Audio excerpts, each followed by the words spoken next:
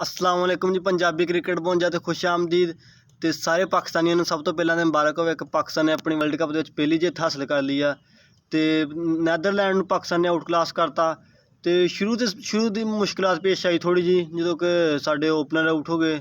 तो उस तो बाद बाबर भी नहीं चल सके अज, तो मुश्किल। लेकिन साउथ शकील यार क्या ही आला बैटिंग की उस बंदे ने। तो सारा जवान तो है वो अगे पता वा, लेकिन साउथ शकील सरप्राइज एलिमेंट से जो तरीके तेज़ तरीके बैटिंग की तो पाकिस्तान उन्हें लैन दे उस पार करता।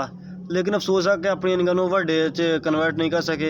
लेकिन बड़ा फायदा लिया सर्कल का, अच्छा फायदा लिया उन्होंने। उस तो बाद जो फील्डर का नो बॉल का चक्कर से वो बड़ा अच्छा फायदा लिया। ये होंगे कि प्लेयर एक टैक्नीकल तरीके किन्ना साउंड आ। तो साउथ शकील ने दसिया कि मैं बहुत ज़्यादा ना साउंड आ। तो वो इल्ज़ाम से कि स्लो खेलता वा, लेकिन वो हम स्लो का भी उन्हें अपने उत्तर टैग लाता। जिस तरीके प्रैक्टिस मैच बैटिंग की है, फिर इतने बैटिंग की है।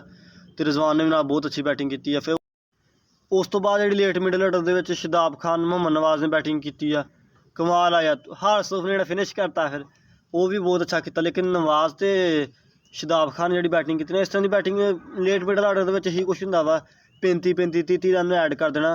तो इन्हें टीम में बड़ा हौसला मिल जाता। तो पाकिस्तान ने पहले ही कैसे सीने स्कोर बनाना चाहते हैं, तो उन्हें बना लिया असी।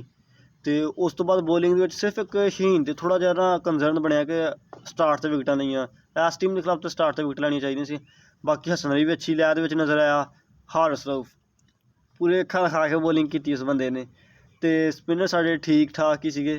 तो लेकिन जो हारिस ने अखा खा के बॉलिंग की ना सही तरीके यही तरीका होना चाहिए वा। तो पाकिस्तान पहली जित बड़ी बड़ी मुबारक हो। इंशाअल्लाह ताला पाकिस्तान टूरनामेंट में अगे लैके चलूगी। साड़ियाँ दुआवां बाबर की टीम के नाल। ओके जी, बेस्ट ऑफ लक।